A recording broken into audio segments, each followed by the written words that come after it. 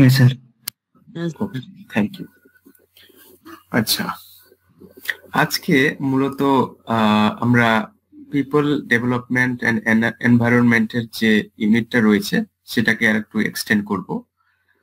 আমরা ইতিমধ্যে প্রাইমারি একটা জিনিস আমরা পড়েছি, মানে একদিন হয়েছে আমাদের অলরেডি পড়া হয়েছে, তো আমরা আজকে সেটাকে এক্সটেন্ড করব। আচ্ছা, আমি নেক্সট স্লাইডে যাচ্ছি। আচ্ছা, আজকে মূলত যে বিষয়টা থাকবে সেটা হচ্ছে এনভায়রনমেন্টাল ইস্যুস। আমরা ওখানে অনেক কিছু টপিক বা অনেক কিছু সাব পয়েন্ট দেখেছিলাম আমাদের ইসে রিলেটেড, আমাদের মানে ওই হিউম্যান ডেভেলপমেন্ট এন্ড এনভায়রনমেন্টের আন্ডারে। আজকে যেটা মূলত আলোচনা করব সেটা হচ্ছে এনভায়রনমেন্টাল ইস্যুস গুলো। সেটা এখানে দেওয়া রয়েছে এইভাবে যে লোকাল, রিজিওনাল এন্ড গ্লোবাল হিসাবে। আমরা মানে এটাকে ইস্যুস যেহেতু রয়েছে সেটা পলিউশনের দিকে যাবে। আমি আরেকবার ইন্ট্রোডাকশনটা একবার বলে দিই যে পিপল ডেভেলপমেন্ট এন্ড এনভায়রনমেন্টের আন্ডারে আমরা যেগুলো পড়েছিলাম ইউনিট বা সাব টপিক, তার মধ্যে প্রথমে ছিল ডেভেলপমেন্ট এন্ড এনভায়রনমেন্ট বলে সাব টপিক। সেখানে আমরা পড়েছিলাম millennium development and sustainable development goals. দ্বিতীয়তে ছিল আমাদের হিউম্যান এন্ড এনভায়রনমেন্ট ইন্টারাকশন। আমি বলে দিচ্ছি, তোমরা এগুলো জানো।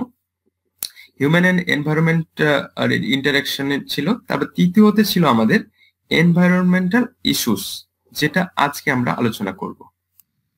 এখানে তোমরা দেখতে পাচ্ছ তিনটে আমি লিখেছি, লোকাল, রিজিওনাল এন্ড গ্লোবাল বেসিসে। আচ্ছা, এরপরে এই সাব টপিকের পরে আমরা দেখব ছিল যে impacts of pollutants on human health, মানে এর মধ্যেই কিছুটা আলোচনা হয়ে যাবে সেটাও। তারপরে আমরা দেখতে পাবো ন্যাচারাল এন্ড এনার্জি রিসোর্সেস, সেটা solar, wind, soil, hydro, geothermal, ওই সব জিনিসগুলো আসবে। তারপরে আমরা দেখব ন্যাচারাল হ্যাজার্ডস, প্রাকৃতিক দুর্যোগ থেকে শুরু করে বিপর্যয়, এই সমস্ত কিছু ডিজাস্টার হ্যাজার্ডস। তারপরে যেটা শেষে আমাদের ছিল, অলরেডি যেটা ডিসকাসড হয়ে গেছে, আশা করি তোমরা সেটা ভালো করে দেখেছো, সেটা হচ্ছে এনভায়রনমেন্টাল প্রোটেকশন অ্যাক্ট। তারপরে ছিল national action plan on climate change, international agreements. আমি দেখে মানে সিলেবাসটা অন্য জায়গায় বের করেছি, অন্য স্ক্রিনে, সেখান থেকে বলছি কিন্তু। তারপরে অনেকগুলো এগ্রিমেন্ট ছিল, ইন্টারন্যাশনাল এগ্রিমেন্টস, ইফোর্টস, তো সেগুলো আমরা দেখছিলাম। তার আন্ডারে মন্ট্রিল প্রোটোকল থেকে শুরু করে Rio summit, Kyoto protocol, Paris agreement, এগুলো এসেছিল। আমরা যেটা আজকে দেখব, আজকের দিনটা খুবই ইম্পর্টেন্ট, আজকের ডিসকাশনটা খুবই ইম্পর্টেন্ট। কারণ আমরা কিন্তু কেন পড়ছি এই টপিকটা, কারণ আমাদের পলিউশন বা এরকম কিছু রয়েছে, মানে যখন এনভায়রনমেন্টের কথা বলছি, তো পলিউশন ব্যাপারটা আমাদের কনসার্ন, আমরা তাতে পলিউশনের উপরে আমরা সেটা এখন ডিসকাশন করার চেষ্টা করব। আচ্ছা, ইন্ট্রোডাকশন একটু বলে দিই আজকের ক্লাসটার সম্পর্কে, যে environmental issues are critical in understanding human development and sustainability. এখানে এনভায়রনমেন্টাল যে ইস্যুস শব্দটা রয়েছে, এটা বিভিন্ন জন বিভিন্ন রকম করে এর মানে বলতে পারো। আমি মূলত যেটা বলবো সেটা হচ্ছে আমাদের পরিবেশের যে সমস্যা, সেটাকে আমরা ইস্যু হিসাবে একটু দেখার চেষ্টা করব। ইস্যু মানে অনেক কিছু হতে পারে, সমস্যা শুধু না, আমাদের পরিবেশের সঙ্গে যুক্ত কিছু এরকম মানে প্রবহন বলা যায়, এরকম অনেক কিছু বলা যায় আর কি। আমাদের পরিণতি, আমাদের কি কি দাঁড়াচ্ছে, আমরা কি কি দেখতে পাচ্ছি এনভায়রনমেন্টের মানে উপরে বা আমাদের পরিবেশে, এইগুলো। এখানে যেটা দাঁড়াচ্ছে, environmental issues are critical in understanding human development and sustainability. আমরা মানব সভ্যতাকে উন্নতির পথে বা একটা সুসংহত ভাবে একটা রূপ দেওয়ার জন্য, তার আগে কিন্তু যদি দিতে চাই তাহলে কিন্তু আমাদের এনভায়রনমেন্টাল ইস্যুগুলো বুঝতে হবে। আচ্ছা, তারপরে আমরা দেখো আজকে যে প্রেজেন্টেশনটা মূলত এখানে ডিসকাশন করার চেষ্টা করব টাইপস অফ পলিউশনস, এখানে কয়েকটা দিয়েছি। তারপরে রয়েছে ওয়েস্ট ম্যানেজমেন্ট, আমাদের পলিউশন গুলো কোত্থেকে হয়, ওয়েস্ট বিভিন্ন ধরনের ওয়েস্ট, সেটা শুধু ওয়েস্ট না, বা পলিউশনের ক্ষেত্রে আরো, এয়ার পলিউশনের ক্ষেত্রে আরো অনেক কিছু জিনিস দায়ী। তো ওয়েস্ট ম্যানেজমেন্ট করলে আমাদের অনেকটা, আমরা অনেক দূষণ থেকে মুক্তি পাবো, সেটা আশা করা যায়। তো আমাদের এটা ওই জন্য ইনক্লুডেড এর সঙ্গে। তারপরে রয়েছে climate change and it's socio economic and political dimensions গুলো কি কি। ক্লাইমেট চেঞ্জ অ্যান্ড এটার সোশিও ইকোনমিক, এর যে সামাজিক, অর্থনৈতিক এবং রাজনৈতিক প্রেক্ষাপট, সেটা আমরা আলোচনা করব। চলো তাহলে নেক্সট স্লাইডে যাওয়া যাক। এনভায়রনমেন্টাল ইস্যুস, আবার সেই লোকাল, রিজিওনাল অ্যান্ড গ্লোবাল। এই কথাটা কেন ইউজ হচ্ছে বারবার, যে লোকাল বলবো না, রিজিওনাল বলবো না, গ্লোবাল বলবো? এটার একটা কারণ রয়েছে। আমাদের যে ইস্যুগুলো রয়েছে এগুলোকে ভাগ না করলে একটু আলাদা রকম দেখাবে। কেমন আলাদা রকম দেখাবে? যেমন গ্লোবাল ওয়ার্মিং কে আমরা যদি লোকাল ইস্যু হিসাবে দেখি শুধুমাত্র, সেটা কিন্তু ঠিক হবে না।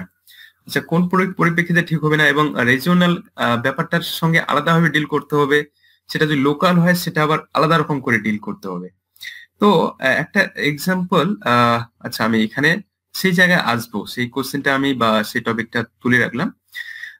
লোকাল ইস্যুস গুলো দেখো, আরবান এয়ার পলিউশন, মানে এক্সাম্পল গুলো কি আগে বোঝার চেষ্টা করো। আরবান এয়ার পলিউশন মানে কাকে কাকে লোকাল ইস্যু বলবো? আরবান এয়ার পলিউশন এটা নির্দিষ্ট একটা লোকালিটিকে সেন্টার করে বা কেন্দ্র করে আমরা দেখতে পাবো। তারপরে আমরা দেখব ওয়েস্ট ডিসপোজাল, ওই কোনো একটা জায়গায় সে মানে আবর্জনা, বর্জ্য পদার্থগুলোর যে একটা ডিসপোজালের সমস্যা, সেটা। ওয়াটার স্কারসিটি, জলের অভাব বা জলের স্কারসিটি যখন দেখা দেবে। সয়েল এরোশন, সেই আমরা যদি দেখি যে গঙ্গা বাঁধ ভাঙ্গন, এরকম একটা ব্যাপার আছে, বা যারা যারা তোমরা যদি কেউ কোস্টাল এরিয়া থেকে থাকো, তাহলে কিন্তু এই সয়েল এরোশনটা দেখতে পাবে। তারপরে ল্যান্ডস্লাইড, যারা পাহাড়ি এরিয়ায় থাকে তারা বুঝতে পারবে। আমরা এমনিতেও বুঝি ল্যান্ডস্লাইড কি। তো এগুলো লোকাল ইস্যুস। রিজিওনাল গুলো কি কি? রিজিওনাল গুলো হচ্ছে transboundary air and water pollution. Transboundary কেন? বাউন্ডারিকে ট্রান্স করবে, মানে বাউন্ডারি ছাপিয়ে যাবে। হ্যাঁ, মানে এই লোকাল ইস্যুস গুলো একটু আরো বাউন্ডারি এক্সটেন্ড করবে তার। সেক্ষেত্রে আমরা এয়ার এবং ওয়াটার পলিউশন, এটা দুটোই হতে পারে। Deforestation, flood and soil erosion, desertification and droughts. Droughts মানে বুঝতে পারছো, খরা। ডিজার্টিফিকেশন মানে ওই যেটা মরুভূমির, মানে গাছপালা ওই জায়গাটা না হওয়া, এরকম কিছু মরুভূমির একটা আকৃতি নেওয়া, সেটাকে বলছে। Rise in sea level, sea লেভেলের যে রাইজ, এটাও হতে পারে। এটা কিন্তু আবার ইসে ভেবো না, কারণ দেখা গেল একটা পার্টিকুলার জায়গায় সি লেভেলটা রাইজ করে, অন্যদিকে নাও করতে পারে। সেই ক্ষেত্রে কিন্তু এটা regional issues. Salt water intrusion, মানে ওই যে নোনা জল ঢুকে যাওয়া বাঁধ ভেঙে, সেটা একটা রিজিওনাল ইস্যুস হয়ে দাঁড়ায়, not local issues. Threats two coastal wetlands etcetera. Coastal যে নিম্ন ভূমিগুলো রয়েছে, সেগুলোর একটা ভয় থেকে যায়। কেমন ভয়? যে সাপোজ কয়েকদিন আগেই একটা, বা এখনো চর্চা চলছে সে খবরটা নিয়ে, যে মনে হয় সেটা 2040 কি 50 এরকম একটা সাল হবে, না হয়তো তারপরও হতে পারে, যে বাংলাদেশের অবস্থা খুব খারাপ কন্ডিশনে রয়েছে। মানে বাংলাদেশের অনেকগুলো জায়গা ডুবে যাবে, অনেকটা জায়গা ডুবে যাবে। তো এরকম রিসার্চ করে বের করা হয়েছে এই তথ্যটা। তো তারা কিন্তু একটু খুব মানে ওই থ্রেটে রয়েছে। হ্যাঁ, তো এরকম অনেক জায়গা রয়েছে, শুধু বাংলাদেশ না, আমাদেরও হয়তো ইন্ডিয়ার অনেক জায়গা এরকম এর কবলে পড়তে পারে। তো এটা রিজিওনাল একটা সমস্যা। এটা কিন্তু পাহাড়ি এরিয়া যেহেতু হচ্ছে না, তো এটা রিজিওনাল একটা সমস্যা। আচ্ছা, তারপরে গ্লোবাল ইস্যুস দেখো। Climate change, global warming, north south division, biodiversity loss, ozone depletion. Climate change and global warming, এতে কোনো সমস্যা নেই তোমাদের বোঝার। নর্থ সাউথ ডিভিশন, এখানে আমি জাস্ট লোকাল ইস্যুস এবং রিজিওনাল ইস্যুস এবং গ্লোবাল ইস্যুসে কেন ভাগ করলাম, এখানে একটু পরিষ্কার হয়ে যাওয়ার চান্স আছে। সেটা হচ্ছে দেখো যে এই যে এগুলো গ্লোবাল ইস্যু, এগুলো আমরা কি লোকালি সলভ করতে পারবো? ক্লাইমেট চেঞ্জ এবং গ্লোবাল ওয়ার্মিং না।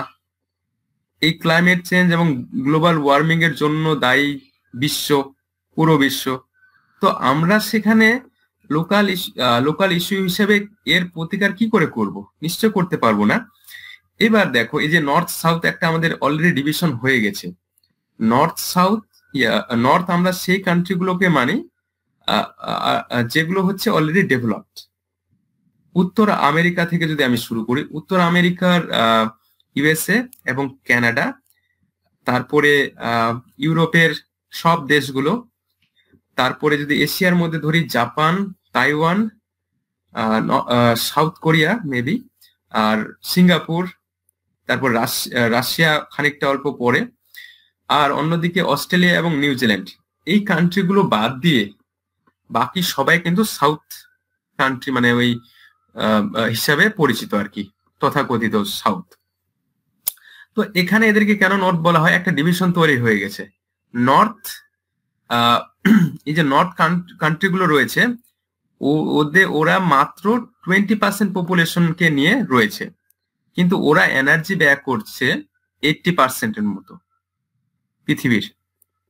তো ওরা সবকিছুই করছে, এত কিছু করছে, ওরা পলিউশন ঘটাচ্ছে বেশি। বাকি সাউদার্ন যেগুলো কান্ট্রি রয়েছে তারা কেন এই দায়িত্বটা নিবে? যেহেতু বেশি কিছু করেছে। এবার ইন্ডিয়া আর চায়নাকে যদি ধরি, এদের ডেভেলপ হওয়ার কিন্তু বেশি সময় হয়নি। এবার এরা যদি ওই দায়িত্বটা নিতে শুরু করে বেশি করে, তাহলে তো এদের যে স্বার্থের উপরে আঘাত হানবে। তো এই একটা ব্যাপার আছে, যেগুলো গ্লোবাল ইস্যুস ওগুলো গ্লোবালি আমাদের মোকাবিলা করতে হবে, এবং যেগুলো লোকাল রিজিওনাল ওগুলো ওই বেসিসে আমরা বা ওই হিসাবে একটা ইনিশিয়েটিভ নেওয়া হবে। এই একটা ব্যাপার রয়েছে এখানে, একটা পুরো পলিটিক্স রয়েছে। এই যে লোকাল রিজিওনাল গ্লোবাল ইস্যুস যে ভাগ করা হয়েছে, এখানে একটা পলিটিক্স, এটাই ধরে না একটা পলিটিক্স। আচ্ছা, তারপর বায়োডাইভার্সিটি লস, হ্যাঁ গ্লোবাল ইস্যুস একটা, এটা গ্লোবালি মোকাবেলা করতে হবে। তারপর ওজন ডিপ্লেশন, সেটাও গ্লোবালি মোকাবেলা করতে হবে গ্লোবাল ইস্যু হিসেবে। আচ্ছা, তারপরে কি আছে। এবার সবার প্রথমে আমি আসব যে এয়ার পলিউশনে। আর এই এয়ার পলিউশনটা খুব ইম্পর্টেন্ট, কারণ এই এয়ার পলিউশন থেকে কিন্তু বেশি কিছু কোশ্চিন আসে আমাদের, তার জন্য এটা খুব ইম্পর্টেন্ট। ওয়াটার বা তারপরে যেগুলো রয়েছে সেগুলো আসে, এরকম না যে আসে না, মানে এটা একটু খুব ইম্পর্টেন্ট। এই সব জায়গায় এই টপিকটাকে একটু বেশি এক্সটেন্ড করে পড়ানো হয়। আর এটা বেশি ভাইব্রেন্ট হয়ে গেছে আমরা, কারণ চোখে দেখতে পাচ্ছি এই এয়ার পলিউশনের ইস্যুগুলো। এয়ার পলিউশনের ফলে যে ইম্প্যাক্ট পড়ছে আমাদের পরিবেশের উপরে, মানুষ এবং অন্যান্য মানে আমাদের পরিবেশ বা পারিপার্শ্বিক পরিবেশের মধ্যে, সেটা আমরা দেখতে পাচ্ছি। আচ্ছা, আজকের ডিসকাশনটা মূলত হবে কিন্তু আমরা এগুলো জানি অলরেডি, একটু রিভিশন করে নেওয়া এবং আরেকটু সচেতন কনসেপ্টটা ক্লিয়ার করা। হ্যাঁ, মানে ব্যাপারটা এরকম হচ্ছে যে কোশ্চিনটা যে আমি শেষের দিকে যাব, কোশ্চিন অ্যান্সার একটা পর্ব আছে। কোশ্চিনটা বেশি কঠিন না, কিন্তু এমন করে সাজিয়ে দেওয়া হয়েছে, কনসেপ্টটা কনফিডেন্স না থাকলে কিন্তু অ্যান্সারটাতে যাওয়া একটু হয়তো একটা সমস্যা হয়ে যেতে পারে। আমি সে জায়গায় আসবো, সেটা বুঝতে পারবে যে কেন আমি এই জিনিসটা এইভাবে পড়াচ্ছি, যেগুলো আমাদের জানা জিনিস, এগুলো জানাই জিনিস। এই পিপল মানে আমরা ডেভেলপমেন্ট, আমাদের উন্নতি এবং এনভায়রনমেন্ট, আমাদের পারিপার্শ্বিক পরিবেশ। আচ্ছা, আমি চলে যাচ্ছি ডিসকাশনে। এয়ার পলিউশনে আমি এখানে দিয়েছি সোর্স কিছু, ইন্ডাস্ট্রিয়াল এমিশন, যে ইন্ডাস্ট্রি থেকে যে সব যেমন সমস্ত কিছু ওয়েস্ট নির্গত হয়, শুধু ওয়েস্ট না, মানে বিভিন্ন পদার্থ, গ্যাসীয় পদার্থ। তারপরে ভেহিকুলার ইমিশন, সেই যানবাহন থেকে যে নির্গত হওয়া গ্যাস। তারপরে বার্নিং অফ ফসিল ফুয়েল, মানে এইগুলো মূলত আমাদের বেশি এয়ার পলিউশন ঘটাচ্ছে। ক্লিয়ার? তারপরে যদি আমি দেখি এখানে টু টাইপস অফ পলিউটেন্টস, মানে দুই ভাগে ভাগ করা হয়েছে। প্রথমটা হচ্ছে primary pollutants directly enter into atmosphere. Primary pollutants মানে যেটা ডিরেক্টলি আমাদের অ্যাটমসফিয়ারের সঙ্গে মেশে। আর সেকেন্ডারি আরেকটা রয়েছে, প্রাইমারি ওটা আবার সেকেন্ডারি। এবার ব্যাপারটা কোন জায়গায়, আমি সে জায়গায় সেকেন্ডারিটা যখন বুঝাবো সে জায়গায় বুঝতে পারবে। তো প্রাইমারি কোনগুলো, যেগুলো মানে ডাইরেক্ট বাতাসের সঙ্গে মেশে, যেমন সাসপেন্ডেড পার্টিকুলেট ম্যাটার, SPM। এগুলো বাতাসের সঙ্গে বিভিন্ন ধরনের মানে ছোট ছোট সলিড কিছু ম্যাটার থাকে, ওগুলো মিশে। তারপরে অক্সাইডস অফ কার্বন, কার্বনের যে অক্সাইড গুলো সেগুলো, এগুলো তোমরা হয়তো শুনেছো, না শোনার কিছু নেই। হাইড্রোকার্বনস, মিথেন উইদিন ব্র্যাকেট, তারপরে sulphur oxides, nitrogen oxides, CFCS, এটা জানো এর ফুল ফর্মটা, ক্লোরোফ্লুরোকার্বন। তারপরে লিড। এবার এগুলো কিন্তু ডাইরেক্টলি বাতাসের সঙ্গে মিশে পলিউশন ঘটায়। এবং সেকেন্ডারি যেটা রয়েছে, সেকেন্ডারির ক্ষেত্রে কি হয় দেখো, formed as a result of chemical reaction between primary pollutant and other constituent.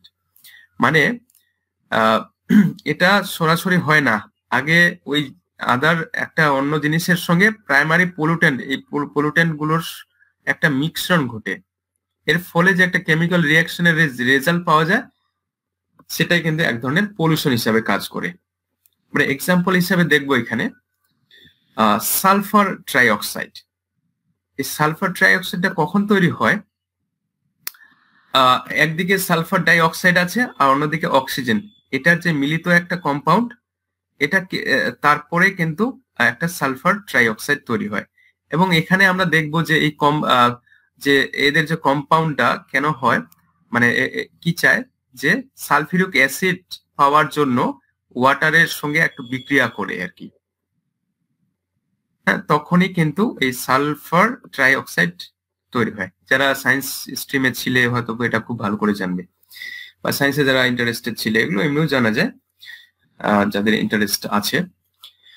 তারপরে দেখো, মানে এগুলো কেন জানতে হবে, এগুলো থেকে কোশ্চিন চলে আসে, সাধারণ কোশ্চিন আসবে না, এদের আরো একটু হয়তো আরো ডিপলিও যেতে পারে কোশ্চিনের লেভেল। সেকেন্ডলি যেটা রয়েছে স্মোক ফরমেশন। স্মোকের অর্থ কেউ জানো? এটা একটা পোর্টম্যান্টো ওয়ার্ড, ইংলিশে এটাকে পোর্টম্যান্টো বলে। হ্যাঁ, ধোঁয়া আর ওই কুয়াশাটা মিলে যেটা, হ্যাঁ, স্মোক এন্ড ফগ মিলে স্মোক।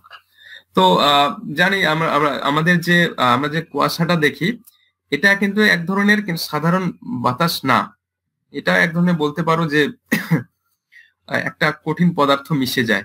তো তার সঙ্গে যদি আবার ধোঁয়া হয়ে যায়, ব্যাপারটা কিন্তু একদম আমাদের গ্রহণযোগ্য না। তো এখানে দুটো এক্সাম্পল দিয়ে রেখেছি আমি, সেটা হচ্ছে লন্ডন স্মোক বলে একটা, মানে আমাদের যেমন দিল্লিতে একটা সমস্যা, বাতাসের সমস্যা রয়েছে, এয়ার কোয়ালিটি ইন্ডেক্সে 500-র কাছাকাছি একটা ইন্ডেক্স চলে গেছে। জাস্ট লাইক দ্যাট লন্ডন বা আদার শহর গুলো যেগুলো অলরেডি ডেভেলপড হয়ে গেছে, ওদেরও কিন্তু একটা ওই সমস্যাটা ছিল। তো এই লন্ডনের স্মোকটার একটা নামই দেওয়া রয়েছে, সালফিউরাস। হ্যাঁ, এটা দেখে নিবে, আরো তোমরা এর উপরে হয়তো ডিটেলস কিছু আরো পেতে পারো এই লন্ডন স্মোকের উপরে। এবং তারপরে আরেকটা সিটি রয়েছে লস অ্যাঞ্জেলেস স্মোক। তো এরকম একটা, মানে এরা এক্সাম্পল তৈরি করে দিয়ে গেছে অলরেডি, লন্ডন এবং লস অ্যাঞ্জেলেস। তারপরে তৃতীয় নাম্বার আসছি অ্যাসিড রেইন। এই যে সেকেন্ডারি পলিউটেন্টস এর আরেকটা উদাহরণ হচ্ছে অ্যাসিড রেইন। অ্যাসিড রেইনটা কি করে হয়, সালফার ডাই অক্সাইড আর নাইট্রোজেন অক্সাইডের মিলিত একটা প্রভাবে একদম উপরে গিয়ে উপর আকাশে এই জিনিসটা তৈরি হয়। আশা করি তোমাদের কাছে এইটুকু ক্লিয়ার। আচ্ছা, আমি নেক্সট স্লাইডে যাই।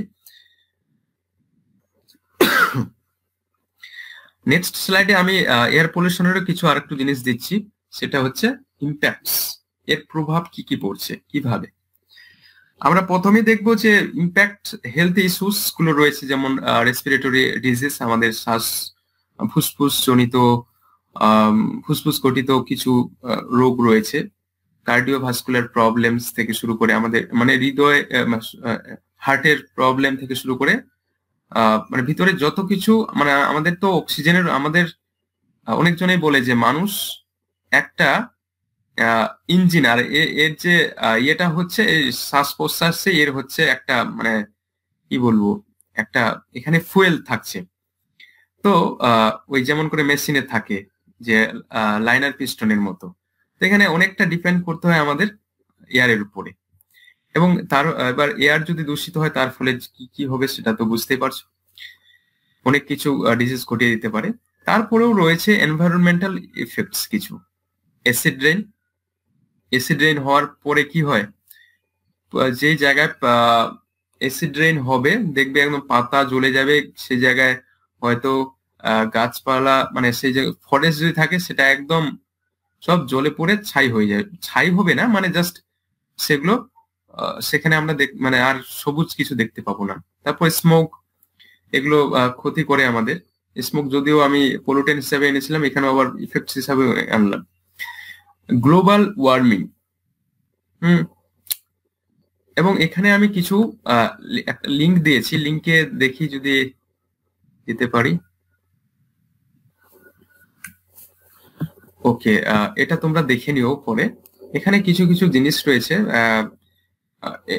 এয়ার পলিউশনের উপরে, একটা দেখে নিও আর কি। আচ্ছা, এবার দেখো তাহলে গভর্নমেন্টাল ইনিশিয়েটিভস কি কি রয়েছে, আদৌ কি রয়েছে? অবশ্যই রয়েছে। National air quality monitoring programme, এই প্রোগ্রামটাকে লঞ্চ করা হয়েছিল 2014 সালে। এটা খুব ইম্পর্টেন্ট। এবং কেন করা হয়েছিল? এই প্রোগ্রামটার কাজ হচ্ছে এয়ার কোয়ালিটির ইন্ডেক্সটা মাপা, হ্যাঁ, ইনফরমেশন দেওয়া কোন জায়গায় কি রয়েছে। এখন দেখবে প্রায় অলমোস্ট ব্লকে ব্লকে একটা কাজ করা হয়েছে যে এয়ার কোয়ালিটি কেমন রয়েছে, একটা মানে তথ্যগুলো সেভ হয়ে থাকে, দেখানো হয়, ডিসপ্লেড হয়। তো এই প্রোগ্রামটার ওটাই কাজ ছিল, এটা 2014 পর থেকে এসেছে। কিন্তু এখানে আমরা আরো দেখবো, যেটা প্রথমে বললাম পার্টিকুলেট ম্যাটার কত সাইজ, সলিড ম্যাটারসদের কত সাইজ লাগবে, ওই হিসাবে এরা কিন্তু কাউন্ট করে যে এয়ার কোয়ালিটির ইন্ডেক্সটা কত হয়েছে। হ্যাঁ, তারপরে এরা আরেকটা কাজ করে যে ওই এয়ার কোয়ালিটিকে বিভিন্ন ভাগে ভাগ করে, যেমন এয়ার কোয়ালিটি ইন্ডেক্স 0 থেকে 50 হয় সেটা কি গুডের মধ্যে পড়ে, আর তারপরে যদি 51 থেকে 100-র মধ্যে হয় সেটা স্যাটিসফ্যাক্টরির মধ্যে পড়ে। হ্যাঁ, 101 থেকে 200-র মধ্যে পড়লে মোটামুটি মডারেট হিসাবে চিহ্নিত করে, এবং 201 থেকে 300 মানে তখন খারাপ হতে শুরু করে। তারপরে 300 থেকে তো 300-র উপর থেকে একদম ভেরি পুয়ার, আর 400-র উপর থেকে গেলে একদম সেটা আর সেটা থেকে আর খারাপ কিছু হয় না। এখানে 500 পর্যন্ত এরা একটা মেজার করেছে, মাপকাঠি, 500 লাস্ট। এই জিনিসগুলো একটু দেখতে হবে এই প্রোগ্রামের কাজ কি। তারপরে রয়েছে এগুলো যে সার্চ করে দিয়ে একটু তোমরাই দেখতে পাবে, কোনো কিছু বড় ব্যাপার না। National ambient air quality standards,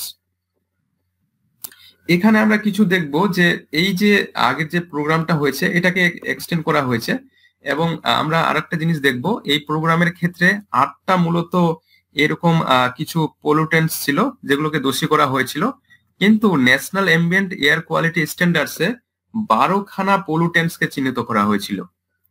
হ্যাঁ, এই 8খানা কি কি সেগুলো পেয়ে যাবে, এবং 12খানা কি কি 4খানা এক্সটেন্ড করা হয়েছিল, এক্সটেন্ড করে, যেমন আর্সেনিক। আমি এগুলো জাস্ট টাইমিং এর জন্য জাস্ট লিখতে পারিনি, হয়তো আরেকটা স্লাইড বানাতে হতো আমাকে। তোমরা যদি দেখো চাও আমি অবশ্যই সেটা করে দেব। তো তাহলে এখানে 8টা আমরা দেখছিলাম। হ্যাঁ, তারপরে 4টা এক্সটেন্ড করেছিল, যেমন আর্সেনিক, নিকেল, তারপরে বেনজিন, বেনজোপাইরিন, এরকম নাম ছিল আর কি, 4টা এক্সটেন্ড করা হয়েছিল। তাহলে 8, 4। আচ্ছা, তারপর 3 নম্বর রয়েছে system of air quality and weather forecasting. System of air quality and weather forecasting, এটা টাইটেল, নামটা শুনে বোঝা যাচ্ছে যে একটা এয়ার কোয়ালিটির একটা সিস্টেম বানানো এবং তারপরে ওয়েদার ফোরকাস্টিং এর একটা ব্যাপার। হ্যাঁ, এখানে এটার নাম আর একটা বলে SAQ। আচ্ছা, এটার না, ওটা আর একটু লিখতে হতো। এর উপরে যে রিসার্চ হয়েছে সেটার নাম হচ্ছে সাফার, SAFAR। তারপরে A ফর হচ্ছে এটা কি নাম দিয়েছে, system of air quality and weather forecasting and research. এর সঙ্গে যদি রিসার্চ লাগিয়ে দিই তাহলে সাফার নামে একটা হচ্ছে আর কি, এব্রিভিয়েশন হচ্ছে SAFAR। ওকে, সো এটা তোমাদেরকে একটু দেখতে হবে যে এই ব্যাপারটা কি, যে ওরা 1 থেকে 3 দিনের মধ্যে একটা ফোরকাস্ট অ্যাডভান্সে জানিয়ে দেয়। এই জিনিসটা এটা করেছিল, ইনিশিয়েটিভ নিয়েছিল। তো আমাদের তাহলে আমরা কি দেখতে পেলাম এখানে, যেমন করে পলিউশন ঘটছে এবং গভর্নমেন্টাল ইনিশিয়েটিভ সেখানে রয়েছে। হ্যাঁ, আচ্ছা, এয়ার পলিউশনে একটু ওই তোমরা গ্যাস, মানে যারা যারা যে পলিউটেন্টস গুলো দায়ী সেটা কিন্তু একটু দেখতে হবে, মানে ওই জায়গাটা বেশি ফোকাস করতে হবে যে কোন পলিউশন দায়ী, মানে কোন পলিউটেন্টস গুলো দায়ী। আর এগুলো মোটামুটি যেগুলো বললাম সেগুলো একটু মনে রাখতে হবে। নেক্সট স্লাইডে যাব, ওয়াটার পলিউশন। এখানে মূলত সোর্সেস গুলো রয়েছে ইন্ডাস্ট্রিয়াল ওয়েস্ট, ইন্ডাস্ট্রি থেকে বেরিয়ে আসা বর্জ্য পদার্থ, তারপরে এগ্রিকালচারাল রান অফ মানে কিছু না, যে এগ্রিকালচারের মানে কৃষিকাজের সঙ্গে জড়িত যেসব জিনিস ওই যখন বন্যার জলে ভেসে চলে আসে অন্য একটা ডোবায় হোক, পুকুরে হোক, নদীতে হোক, হ্রদে হোক, তখন একটা ওয়াটার পলিউশন ঘটার একটা চান্স থাকে, কারণ ওই জলের সঙ্গে অনেক কিছু কীটনাশক থেকে শুরু করে আগাছানাশক ভেসে চলে আসার একটা ব্যাপার থাকে। তারপরে শুধু এখানে অনেক কিছু আরো কিছু হয়, কীটনাশক থেকে শুরু করে তারপর ফার্টিলাইজার আমরা যে বলি সেগুলো হতে পারে, মানে এটাও একটা রয়েছে এখানে ভ্যারাইটিস গুলো। এটাই হচ্ছে নলেজ, মানে এই যে ওয়াটার পলিউশন তোমরা এমনিতে জানো ভিতরে কি কি কত ধরনের এই রান অফটা হতে পারে, সেটা কিন্তু জানাটাই হচ্ছে ব্যাপার। তারপরে সিওয়েজ আছে, সিওয়েজ মানে ওই নালা নর্দমা জল যেটা নদীতে যায়, সেটা তো আমরা জাস্ট মানে সেই জলটাই আলাদা রকমের হয়, সেটা আমাদের জানতে মানে অজানা নেই। Types of swords, point source, এখানে দুটো পয়েন্ট আমি করেছি এবং এই সোর্সটাকে 2 ভাগে ভাগ করা হয় ওয়াটার পলিউশনের যে সোর্স গুলো। প্রথমে হচ্ছে পয়েন্ট সোর্স। পয়েন্ট সোর্স কেন? পয়েন্ট সোর্সের দুটো এক্সাম্পল আগে দেখে নাও, industrial waste water and hot water. Industrial waste water মানে হচ্ছে যে ইন্ডাস্ট্রি থেকে যে বজ্র যে পদার্থ মিশ্রিত যে জলটা বেরিয়ে আসে সেটা, আর হট ওয়াটার সেই ইন্ডাস্ট্রি বা এরকম ফ্যাক্টরি থেকে বেরিয়ে আসা গরম জল। ওখানে বিভিন্ন বয়লারকে ঠান্ডা করার জন্য এই জলটাকে কাজে লাগানো হয় এবং সেই জলটা বেরিয়ে এসে নর্দমা থেকে নদীতে বা পুকুরের জলে মিশে। এবং সেখানে কি হয়, আচ্ছা সেখানে কি হয় এটা বলে দিই, মানে এই যে গরম জলটা জলে মিশে পলিউশন ঘটাচ্ছে। শুধু গরম জল, আমি ধরে নিলাম যে জলটা পরিষ্কার, সেটা গরম জল। এটা কেন হচ্ছে? কারণ যে জলটা ওই পুকুরের জলের সঙ্গে মিশছে যে গরম জলটা, সেটা কিন্তু 15 ডিগ্রি এরকম একটা যদি ইসেতে থাকে, তাহলে কিন্তু ওয়াটারের মধ্যে যে অক্সিজেনের যে ভারসাম্য সেটা কিন্তু নষ্ট হবে। তো তার ফলে কি হয়, মানে তার ফলে ওই অক্সিজেনের অভাবে অবশ্যই জলের মধ্যে যেসব প্রাণী থাকে, যেমন মাছ, তাদের অক্সিজেনের একটু অসুবিধা হয় এবং অনেক ক্ষেত্রে দেখতে পাবো যে মাছ সেই জন্য মারা যায় এই হট ওয়াটারের জন্য। আচ্ছা, তো এবার আসি পয়েন্ট সোর্স কেন বলছে। পয়েন্ট সোর্স এই জন্যই বলছে যে এই যে হার্মফুল যে জিনিসগুলো রয়েছে এগুলো একটা স্পেসিফিক সোর্স থেকে আসছে, একটা পয়েন্ট থেকে আসছে। আর নন পয়েন্ট সোর্স সেগুলোকে বলবো যেগুলো হচ্ছে মিউনিসিপাল ওয়েস্ট ওয়াটার। এটাকে আবার কেন মিউনিসিপাল ওয়েস্ট ওয়াটার সে জায়গায় পড়ে আসছে। তারপর সারফেস রান অফ বলতে ওই এগ্রিকালচারাল রান অফ এর কথাই বলছে আর কি। অ্যান্ড ওয়েল স্পিলিং মানে কোথাও ওই সমুদ্রে যদি কোনো বড় ওই তেলের কোনো কন্টেইনার ফেটে যায় বা কোনো ক্রমে যদি তেলটা ওই নিচে সমুদ্রের জলের উপরে পড়ে যায়, তো এগুলো হচ্ছে ওয়েল স্পিলিং। এবার এটা এই জায়গায় আসি, মিউনিসিপাল ওয়েস্ট ওয়াটার এটা কেন সোর্স নেই নন পয়েন্ট। কারণ মিউনিসিপ্যালিটি এরিয়াতে যদি আমরা দেখি, আমরা দেখবো যে অনেকজন অনেকভাবে মানে অনেকজনের বাড়ি থেকে জল বেরিয়ে সেই নর্দমায় আসে। এবার কার বাড়ি থেকে কেমন জল আসলো, কোন জলটা বেশি পলিউটেড, সেটা কিন্তু আমরা সেটার সোর্স, স্পেসিফিক সোর্স আমরা পাবো না। এগুলোর ক্ষেত্রে পাবো না, এই যে এটারও ক্ষেত্রেও পাবো না। সারফেস রান অফ, ওয়েল স্পিলিংটাও আলাদাভাবে যদি চিন্তা করি এটাও পাবো না। কোনো হয়তো জায়গায় কিছু বেশি কেউ ইসে হতে পারে, এফেক্ট হতে পারে, কোনো জায়গায় কম হতে পারে, বা এরকম হতে পারে যে যে কোনো জায়গায় মানে ওই হার্মফুলের ব্যাপারটা কোনো জায়গায় কম হতে পারে, কোনো জায়গায় বেশি হতে পারে। তো এই জায়গাটা খুব নন পয়েন্ট সোর্স ব্যাপার। এখানে আমরা ওয়েল স্পিলিংটাকে ওইভাবে দেখবো, কারণ এখানে স্পেসিফিক ভাবে লেখা নেই যে এরকম কন্টেইনার বা এরকম থেকে এই স্পিলিংটা হচ্ছে। আচ্ছা, তাহলে বোঝা গেল point source and non point source এই জিনিসটা। এখান থেকে কোশ্চেন এসেছিল, গতবারে এসেছিল। আচ্ছা, তারপর দেখো ইম্প্যাক্টস, এর প্রভাব কি পড়ছে হিউম্যান হেলথের উপরে।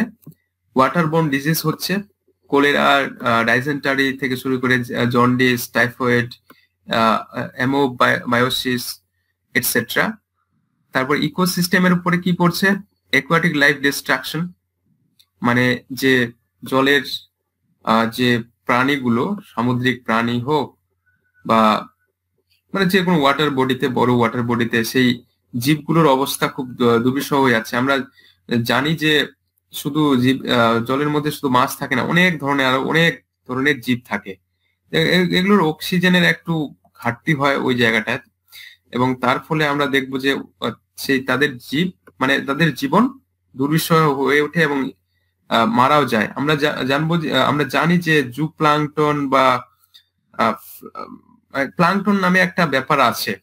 তো সেগুলো যদি এফেক্টেড হয়, তাহলে তো সামুদ্রিক জীবনগুলোতে প্রভাব পড়বে তার। এবার তারপরে এই টার্মগুলো খুব ইম্পর্টেন্ট, বায়োম্যাগনিফিকেশন। এটা কি? এটা হচ্ছে যখন আমরা দেখব যে কোনো জীব যদি টক্সিক কিছু এলিমেন্ট, কেমিক্যাল খেয়ে থাকে, এর ফলে কি হয়, সেটা তার শরীর থেকে পরের, আমরা কি জানি যে খাদ্য শৃঙ্খল রয়েছে, মানে প্রথম খাদক থেকে দ্বিতীয় খাদক, তৃতীয় খাদক, চতুর্থ খাদক, এরকম করে যেতে থাকে। এরকম করে কিন্তু গোটা মানে এই যে সাইকেলটা আছে, এটাকে কিন্তু ইফেক্ট, মানে এর উপর প্রভাব একটা পড়ে। তো এর ফলে যেটা হয় যে প্রথম জনের উপরে যেটা প্রভাব পড়ে, আমরা শেষের দিকেও দেখবো ওই যে খেয়েছে তাকে খেয়ে খেয়ে খেয়ে খেয়ে শেষে যে যার কাছে গেছে তারও উপরে কিন্তু একটা প্রভাব পড়ে। হ্যাঁ, তো এইরকম একটা, সেটা ওই বলা যায় যে এরকমও হয় যে সামুদ্রিক জীবের, যেমন মাছকে খেয়ে যখন পাখি তার মানে তার ওই তার নিজের বাচ্চা দিচ্ছে বা ডিম দিচ্ছে, সেখানে কিন্তু তার প্রভাব পড়ছে। এরকম হয় যে বাচ্চা সেই ডিমের মধ্যে ডিমের প্রোডাকশনটা কমে যাচ্ছে। হ্যাঁ, তো এইরকম কিছু জিনিস আছে বায়োম্যাগনিফিকেশনে। তারপরে ইউট্রোফিকেশনে, এটাও খুব ইম্পর্টেন্ট একটা টার্ম। এখানে আমরা কি দেখব যে এগ্রিকালচারাল ফিল্ডে কিছু কিছু ইনঅর্গানিক যে নিউট্রিয়েন্ট গুলো, এগুলো ওই যে জলের সঙ্গে মিশে একদম চলে যায় ওয়াটার বডিতে। এবার গিয়ে সে ওয়াটার বডিতে কিছু কিছু এমন কিছু জিনিস ঘটায়, এমন কিছু জিনিস তৈরি করে, যেগুলো ইভেনচুয়ালি ছোট ছোট মাছদের জন্য খুব অসুবিধা হয়ে দাঁড়ায়। এবং তার ফলে কিন্তু, বা শুধু মাছ না, অন্যান্য ছোট ছোট যে জীব জলের মধ্যে ভেসে বেড়ায়, সেগুলো কিন্তু ক্ষতিগ্রস্ত হয়। এটাকেই বলে ইউট্রোফিকেশন। আই থিঙ্ক ক্লিয়ার হলো। কারণ এই ছোট ছোট জীবগুলোকে যদি এদের উপরে যদি ক্ষতিকর প্রভাব ফেলে, তাহলে কিন্তু বড় জীবদের উপরে পড়বে, কারণ ওইগুলোকে খেয়ে বড় জীবেরা বেঁচে আছে। তো এটা খুব গুরুত্বপূর্ণ, ইকোসিস্টেমের উপর কি করে সেই ওয়াটার পলিউশনের প্রভাবটা পড়ছে। এই টার্ম গুলো খুব ইম্পর্টেন্ট। এবার আমি সয়েল পলিউশনে আসছি। সয়েল পলিউশন আমরা কি জানবো যে এর সোর্সেস মূলত পেস্টিসাইড, কীটনাশক, তারপরে সার। হ্যাঁ, ইউট্রোফিকেশনটা আরেকবার বলুন। আচ্ছা, তাহলে এখানে আবার আসি। ইউট্রোফিকেশন, এবার দেখো, আমাদের এই জল যখন চাষের জমি থেকে জলটা চলে যাচ্ছে ওই বিভিন্ন ভাবে কোনো একটা বড় ওয়াটার বডিতে, সেটা নদী হতে পারে বা আলাদা হ্রদ হতে পারে, পুকুর হতে পারে। এবার এর সঙ্গে কি যাচ্ছে, অনেক কিছু অর্গানিক জিনিস যাচ্ছে, মানে খাওয়ার জিনিস, যেগুলো হয়তো মাছেদের খাবারও বটে। কিন্তু অনেক এরকমও জিনিস আছে যেগুলো মাছেদের পক্ষে মানে তাদের হেলথের পক্ষে ভালো না, ক্ষতিকর। সেই জিনিসগুলোকে খেয়ে ছোট ছোট মাছেরা খুবই মানে ক্ষতিগ্রস্ত হচ্ছে, ইভেন মারাও যাচ্ছে।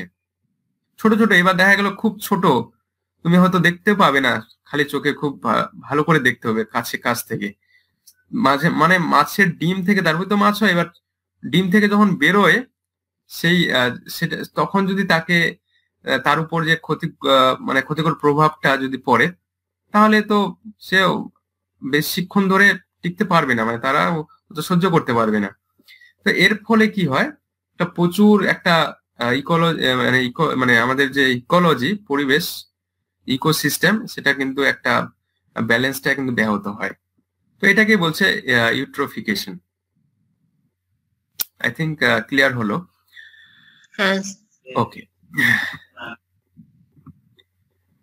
হ্যাঁ, এখানে কি বলছিলাম, হ্যাঁ, কীটনাশক, তারপরে ইন্ডাস্ট্রিয়াল ওয়েস্ট, ইন্ডাস্ট্রি থেকে আসা বজ্র পদার্থ, মিউনিসিপাল ওয়েস্ট, আবার সেই মিউনিসিপাল, রেডিও অ্যাক্টিভ ওয়েস্টেস, তেজস্ক্রিয় যে ওয়েস্ট গুলো, মানে কি বলবো, ওই যে বায়োমেডিকেল, মানে মেডিকেল ওয়েস্টেজ গুলো, হসপিটাল থেকে সিরিঞ্জ থেকে শুরু করে যা যাবতীয় এই ওয়েস্ট গুলো যখন মাটিতে মেশে, তখন সয়েল পলিউশন ঘটায়।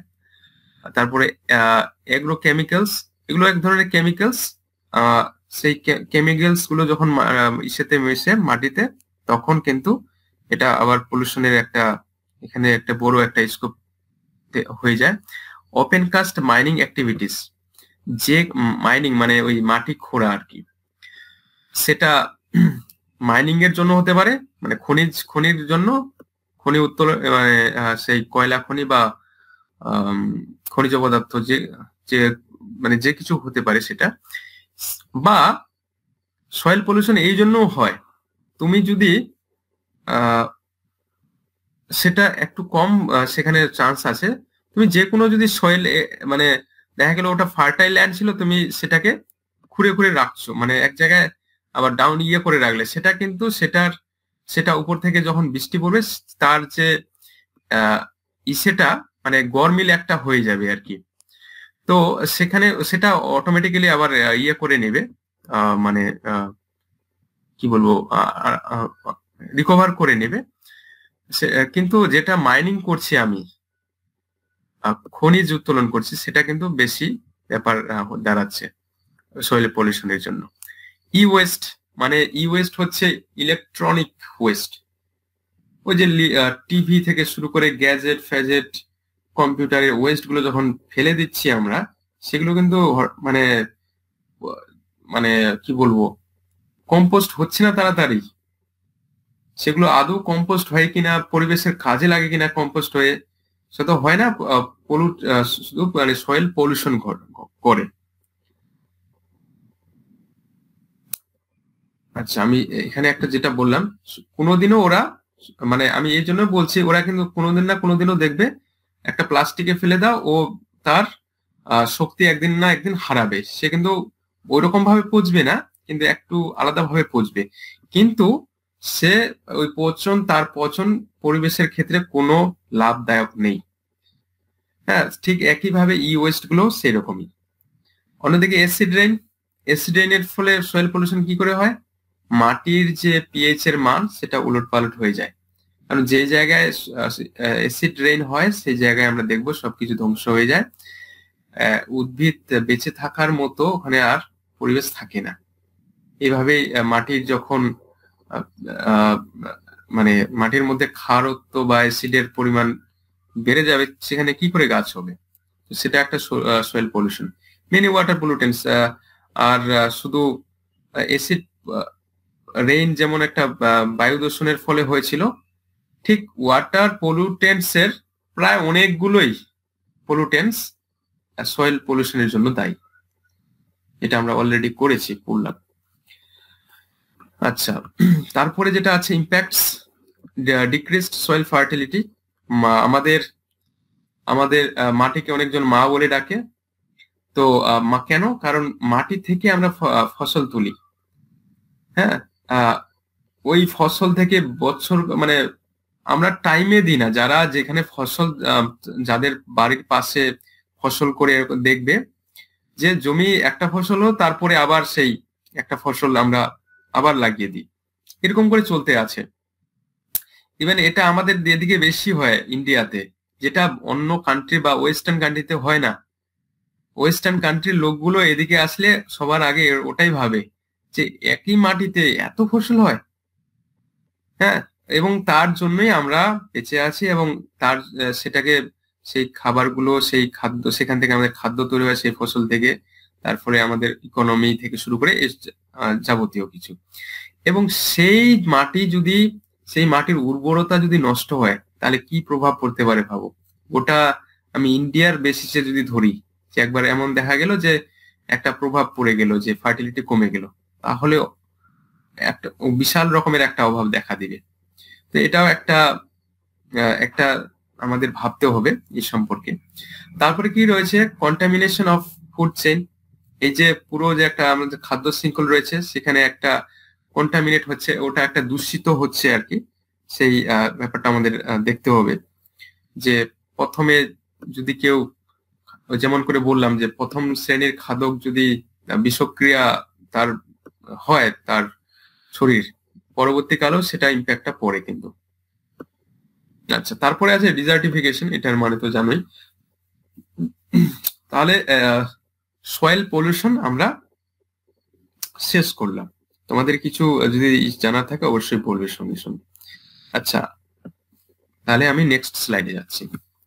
Noise pollution. আর বেশি পলিউশন নেই, মনে হয় এটাই লাস্ট। আচ্ছা, এখানে কি আছে?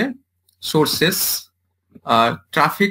ট্রাফিকের সময় যে অত্যাধিক হারে আমরা আওয়াজ পাই, ইন্ডাস্ট্রিয়াল অপারেশনস, ইন্ডাস্ট্রির যে অনেক কিছু কাজকর্মের মধ্যে, তারপরে কনস্ট্রাকশন অ্যাক্টিভিটিস, নির্মাণ কাজ, ভেহিকলস, বিভিন্ন যানবাহন, সেটা উপরের ওই এরোপ্লেনও হতে পারে, জেট বিমানও হতে পারে। তারপরে আছে সাউন্ড অ্যাম্পলিফায়ার, মাইক থেকে শুরু করে উচ্চ স্বরে যে আমরা বাজাই সাউন্ড বক্স, সেগুলো, ক্র্যাকার্স, বোমা, পটকা, এরকম কিছু, এগুলোই মূলত দায়ী নয়েজ পলিউশনের জন্য। তারপর ইম্প্যাক্ট কি পড়ছে? অবশ্যই হেয়ারিং লস, এবং যে হেয়ারিং লস একবার আমরা হারিয়ে ফেললে দ্বিতীয়বার কিন্তু পাই না, এমন জিনিস। তো ওই জন্য আমাদের এই জিনিসটা একটু ভাবতে হবে। অবশ্যই এটা আমাদের শরীরের প্রভাব যেহেতু পড়ছে শরীরের উপরে, কিন্তু তো সেটা আমাদের খুব ইম্পর্টেন্ট। তারপরে স্ট্রেস আমাদের চাপ বাড়িয়ে তোলে, স্লিপ ডিস্টারবেন্সেস ঘুমের একটা ব্যাঘাত ঘটায়। ওয়াইল্ড লাইফের ক্ষেত্রে কি হয়, disruption of communication and habitats, communication এবং হ্যাবিটেটস এর একটা ডিসরাপশন ঘটায়। মানে সাউন্ডের জন্য আমরা জানি যে হাতিদের সব থেকে কিন্তু বেশি প্রবলেম হয়, কারণ হাতি নাকি অনেক দূর থেকেও শুনতে পারে। আর যারা হাতির আশেপাশে রয়েছে তারা হয়তো এই ব্যাপারটা জানো। অনেকজনে এটাও বলে থাকে, আমি হাতির আশেপাশে নেই, তবে আমার বন্ধু বা বন্ধুরা এরকম থাকে যাদেরকে হয়তো হাতি রাত্রিবেলা তাড়া করে বা এরকম কিছু আর কি, এরকম জায়গাগুলো। তো এখানে কি হয়, অ্যাকচুয়ালি হাতিরা অনেক দূর পর্যন্ত শুনতে পায় ওরা যেটা বলে। তো এবার সেই জন্য এবার চিৎকার বা চেঁচামেচি হলে ওদের কিন্তু একটা অসুবিধা হয়, ব্যাঘাত ঘটে অনেক কিছু। তো ওরা তখন তারপরে ডিস্টারবেন্স করার জন্য বা এরকম কিছু ওরা সহ্য না করতে পেরে একটা একটা ইসে ঘটায় আর কি, ভাঙ্গন টাঙ্গন বা এরকম কিছু একটা তাণ্ডব চালায়। আচ্ছা, ইনিশিয়েটিভস কি রয়েছে এখানে? নয়েজ পলিউশনের আমি কিছু এখানে নিয়ম মানে রুলস জারি করা হয়েছে গভর্নমেন্টের তরফ থেকে, এটা তোমরা দেখে নিবে, খুলছি না আমি আর। মানে কি কি রুলস রয়েছে, কত ডেসিবেল করতে হবে, আর এটাও একটা দেখে নিবে যে সাধারণ কথাবার্তা কত ডেসিবেলের মধ্যে পড়ছে, তারপরে বিমান কত, তারপর গাড়িতে যখন উঠছি সেটা কত ডেসিবেলের মধ্যে পড়ছে, এই একটা টেবিল আছে, ওটা দেখে নিবে, ওটা ইন্টারনেটে ইজিলি অ্যাভেলেবেল। আরেকটা জিনিস দেখবে যে ডেসিবেল শব্দটা কোথা থেকে এসেছে। গ্রাহাম বেল, আমাদের যিনি মোবাইল ফোনের আবিষ্কর্তা, তার ওখান থেকেই গ্রাহাম বেলের এই বেল থেকে ডেসিবেল একটা ওইরকম শব্দ এসেছে আর কি, আলেকজান্ডার গ্রাহাম বেল। ওকে, নেক্সট স্লাইডে সে ওয়েস্ট ম্যানেজমেন্ট। ওয়েস্ট ম্যানেজমেন্টের এই পারপাসটা কেন কি, যে ওয়ার্ল্ড হেলথ অর্গানাইজেশন বলেছিল যে 12 ধরনের এরকম ডিজিজ আছে যেগুলোকে প্রতিরোধ করা যাবে বা নিয়ন্ত্রণ করা যাবে শুধুমাত্র সলিড ওয়েস্ট ম্যানেজমেন্টের মাধ্যমে। সলিড ওয়েস্ট যদি আমরা ঠিকঠাক করে ইমপ্রুভ করতে পারি তাহলে কিন্তু করতে পারবো। মানে সেই ওয়েস্ট মানে যে ওই বজ্র পদার্থ আমরা যেখানে সেখানে ফেলে দিই, তার ফলে আমাদের এরকম 22 ধরনের ডিজিজ ঘটায়। এবং এগুলোকে যদি এই ঠিকঠাক জায়গায় বা ঠিকঠাক করে আমরা প্রসেস করতে পারি, দেন কিন্তু আমরা 12 রকমের রোগ থেকে মুক্তি পেতে পারি। খুব গুরুত্বপূর্ণ।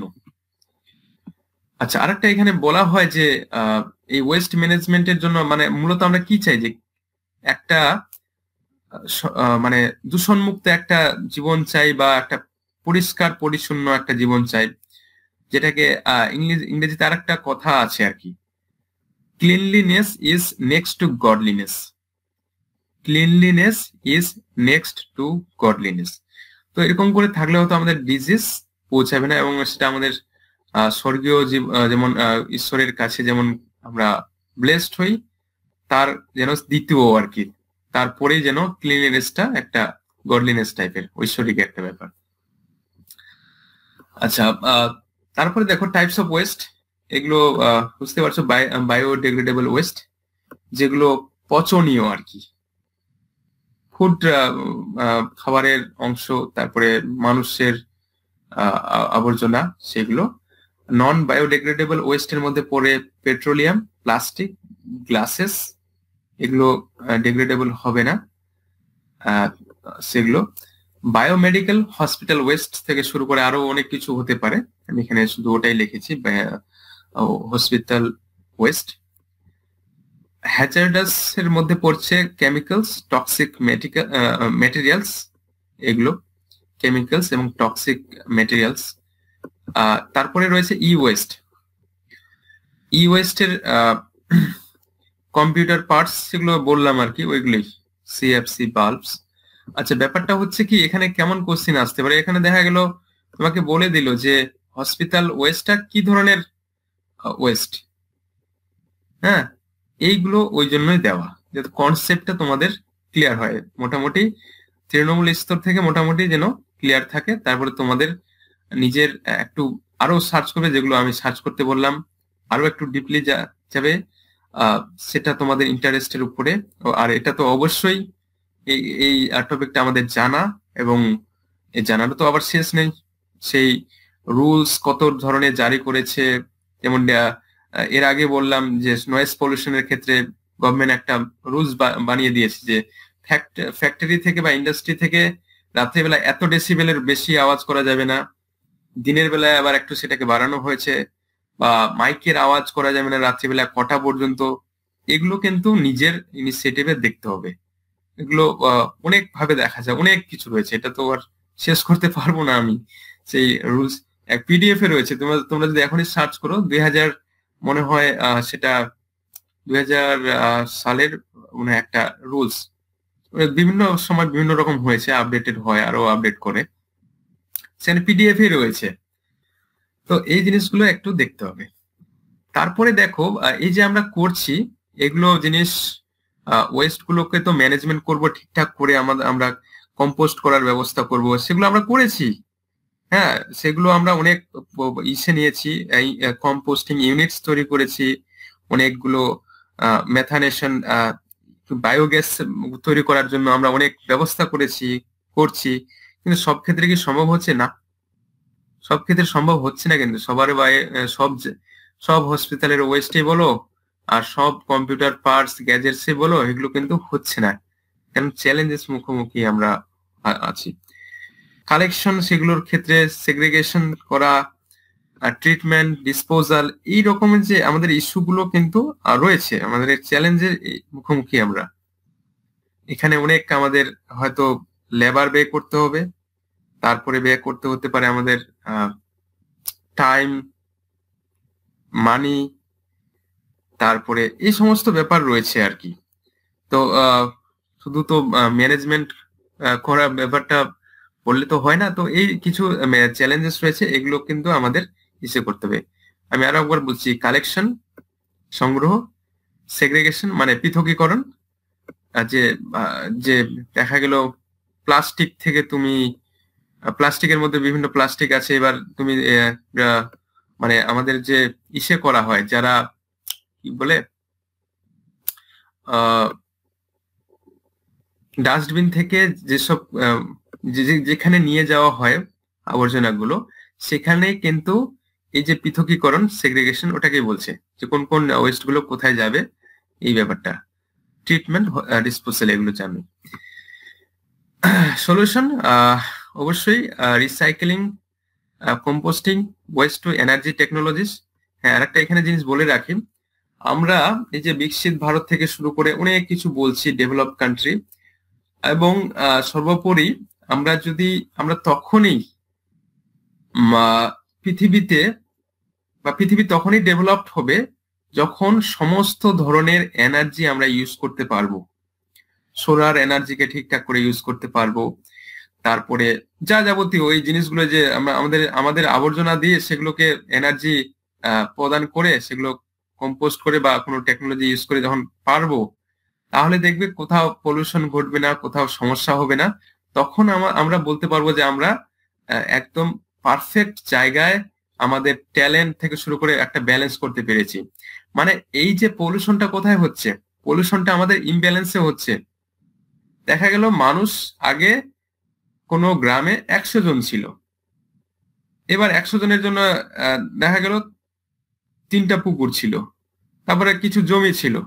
এবার ওই গ্রামে যদি আমাকে 300 জন ঢুকিয়ে দিই, তো অবশ্যই কিছু না কিছু ঘাটতি পড়বে, কিছু কিছু নোংরা বেশি বেড়ে যাবে, সেগুলো ঠিকঠাক করে জায়গায় যাবে না। এই যে একটা ব্যাপার হয়ে যাচ্ছে, এই ব্যালেন্সটা হারিয়ে ফেলছি, এখানে কিন্তু পলিউশনটা ঘটছে আমাদের, এবং ঠিকঠাক করে সেগুলোকে ঠিকঠাক জায়গায় আমরা করতে পারছি না। এই যে ইমব্যালেন্সটা এই জায়গায় ঘটছে, এবং যখন মানে অত্যাধিক হারে যে কোনো একটা জিনিস আমরা বেশি করে ফেলছি, তো তখনই এই জিনিসটা হচ্ছে।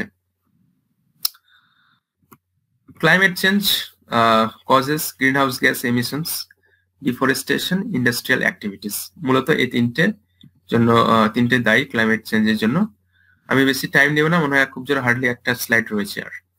গ্লোবাল ওয়ার্মিং এর ফলে হচ্ছে সি লেভেল রাইজ হচ্ছে, এক্সট্রিম ওয়েদার ইভেন্টস এর প্রভাব পড়ছে এগ্রিকালচারের উপরে, ঘুরে ফিরে আবার এগ্রিকালচার থেকেই ইসে হচ্ছে, আবার এগ্রিকালচারের উপরেও এই ক্লাইমেটের ব্যাপারটা পড়ছে। মানে এখানে আমি কিন্তু এখন ক্লাইমেট চেঞ্জ ব্যাপারটাতে এলাম, পলিউশন আপাতত একটু ভুলে যাও।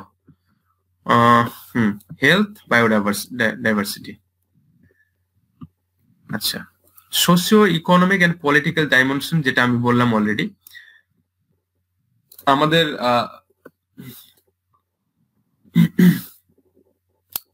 আমাদের জীবিকাতে হোক বা আমাদের কমিউনিটি, আমাদের যে বিভিন্ন জাতিগুলো রয়েছে সেগুলোর ডিসপ্লেসমেন্ট, তাদের যে স্থানান্তরিত যে একটা ব্যাপার হয়ে গেছে, সেই জায়গায় কিন্তু এর প্রভাব পড়ছে, তাদেরকে ডিসপ্লেসড করে হতে হচ্ছে এই ওই ক্লাইমেট চেঞ্জের জন্য। তুমি একটু বুঝতে পারবে যে গঙ্গা ভাঙ্গনের ফলে গঙ্গার পাড়ের কত গ্রাম ভেসে যায়, তাদেরকে এবার তারা কোথায় বাসে, তাদের যদি জমি না থাকে বা অন্য জায়গায় যদি না থাকে তারা কোথায় যাবে? কোনো কোনো দ্বীপ ভেসে যাচ্ছে, তারা কোথায় যাবে? এরকম অনেক আমরা ইসেও হচ্ছি, শিকার হচ্ছি। কোনো কোনো জায়গায় পাহাড় ডুবে যাচ্ছে, আমরা ওরকম অনেক জায়গায় দেখলাম পাহাড় ভেঙে গিয়ে একদম তলিয়ে নদীতে সব মানে ল্যান্ডস্লাইড হয়ে চলে গেল। এরকম অনেক জায়গায় আমরা এরকম জিনিস দেখছি। এবং এর ফলে আরেকটা কি হচ্ছে, তো এটা আমাদের সোশিও ইকোনমিক্স এর উপরে কিন্তু প্রভাব ফেলছে।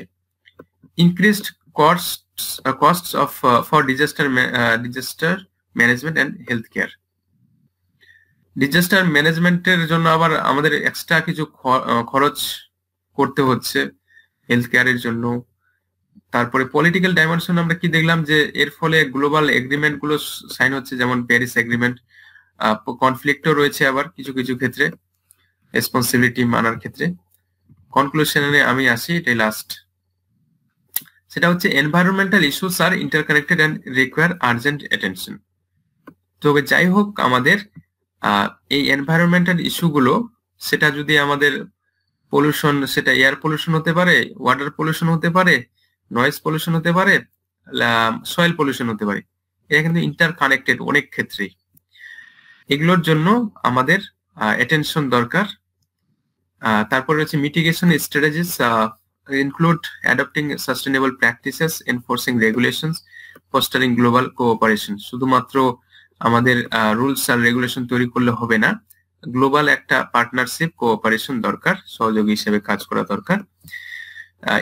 Individual responsibility is equally important to achieve long term sustainability. আর হ্যাঁ, ইন্ডিভিজুয়াল রেসপন্সিবিলিটি অবশ্যই দরকার। আমি যদি মনে করি যে আমি একটা প্লাস্টিক ওই ডাস্টবিনে না ফেলে ইয়েতে রাস্তায় যদি ফেলে একাই, মানে আমি যদি রাস্তা না ফেলে ডাস্টবিনে ফেলি, তো আমি কি একাই ইচ্ছে করতে পারবো? কিন্তু এইরকম ভাবমূর্তি সম্পন্ন হলে কিন্তু আমরা কোনোদিনও চেঞ্জ করতে পারবো না। আমাদের ইন্ডিভিজুয়াল একটা রেসপন্সিবিলিটি আগে দরকার, যে অন্যজন কি করছে করুক, এটা আমাদের ইন্ডিভিজুয়াল একটা লেভেলের আলাদা একটা রেসপন্সিবিলিটি দরকার আছে।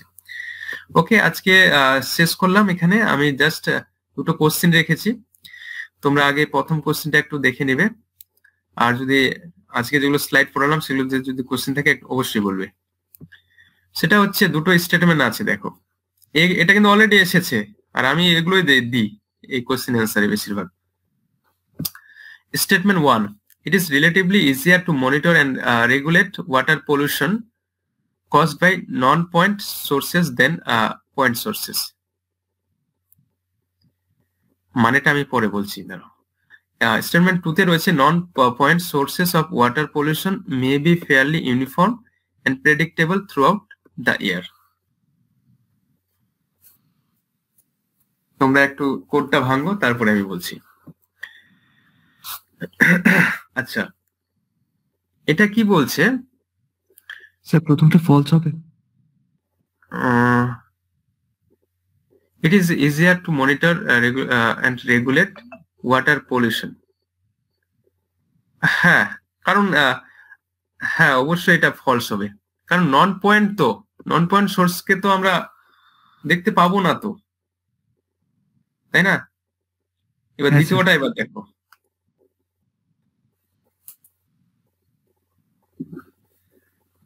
এবার পরেরটা বলছে non point sources of water pollution may be fairly uniform, মানে একই রকম, ইউনিফর্ম বলতে এখানে একই রকম আর কি, and predictable throughout the year. Predictable মানে যেটা ভবিষ্যৎবাণী করে যায়, সারা বছরে একটা যেন বলতে পারবো যে এরকম থাকবে, এরকম হবে।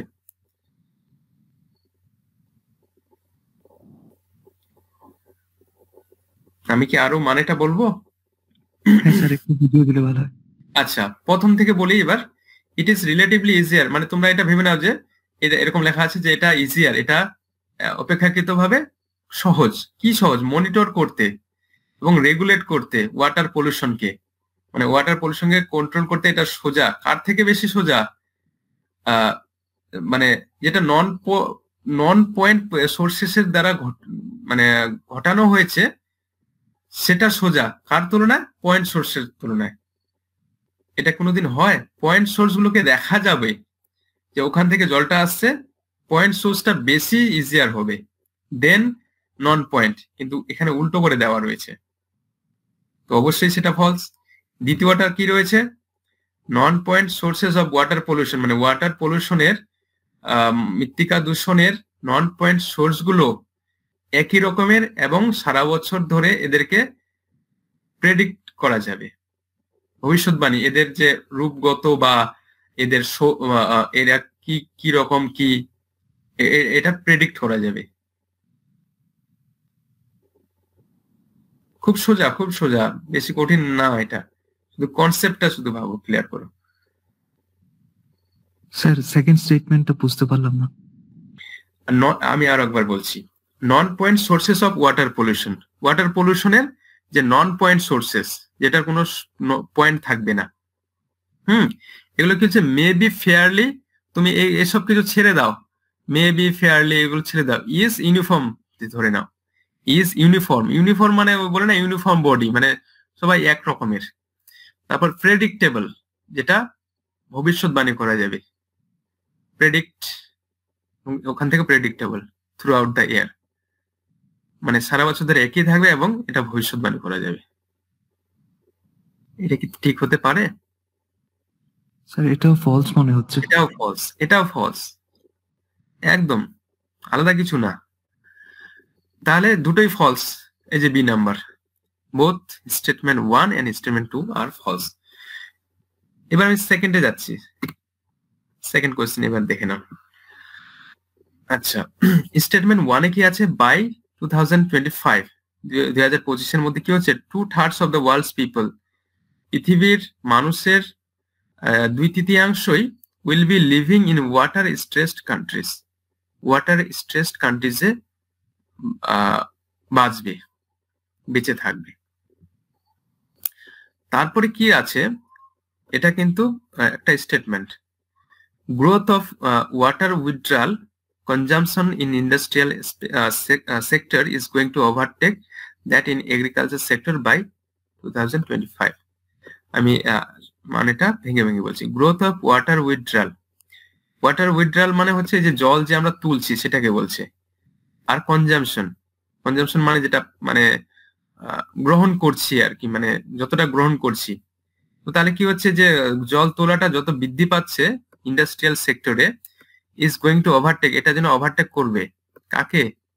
এগ্রিকালচারকে, এগ্রিকালচার সেক্টরকে 25 এর মধ্যে। স্যার দুটো ট্রু হবে। প্রথমটা ট্রু হবে, কোনো সমস্যা নেই, কিন্তু দ্বিতীয়টা দেখো, এখানে একটু ভালো করে দেখো, জল তোলার ব্যাপারটা, জল তোলা এগ্রিকালচারেও কিন্তু জল তোলা হয়, শুধু ইন্ডাস্ট্রিতে না।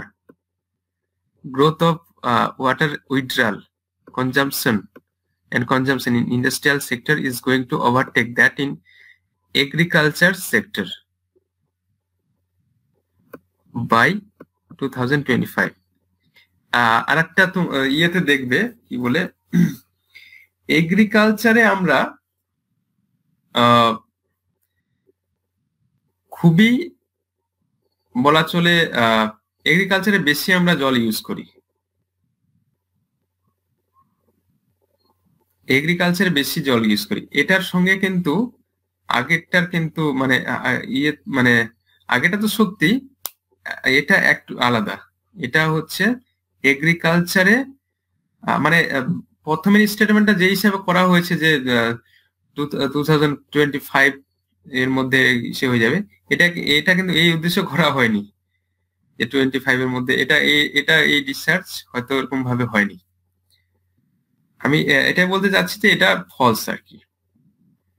আর তো অবশ্যই তোমরাও দেখবে যদি এটাও যদি রাইট হয়ে থাকে কোথাও, সেটা আমার মনে হচ্ছে না যদিও, সেটা অবশ্যই দেখবে। সব সময় এটা খোলা আছে যে একটা ইন্টারাকশন, একটা যে তোমরা দেখেছো যে না এটা ঠিক, এটা যেন না হয় কোনো, মানে তোমার দেখে জাজ করে, এই যে আমি অ্যান্সার গুলো বললাম সেগুলো আবার জাজ করবে তোমরা, কোনো ব্যাপার নেই। যাই হোক, আজকে তাহলে বোঝা গেল? হ্যাঁ স্যার। আচ্ছা, আচ্ছা, আজকে তাহলে এখানে আমরা থামছি। নেক্সট ডে ব্যাপারটা আমি তোমাদেরকে বলে দেব যে ইসে কবে হচ্ছে। ততক্ষণে ভালো থেকো তোমরা, সামনে পরীক্ষা আছে, খুব ভালো করে প্রিপারেশন নাও তোমাদের সাবজেক্টে, জেনারেল পেপারে। তারপরে সবকিছু মিলে ভালো করে থাকা উচিত, মনে হয় ফার্স্ট উইকেই হয়ে যাওয়ার কথা। লেটস সি কি হয়। দেন ঠিক আছে, তাহলে সবাইকে শুভরাত্রি জানিয়ে আমি এখানে সমাপ্ত করছি। Good good night night. Sir.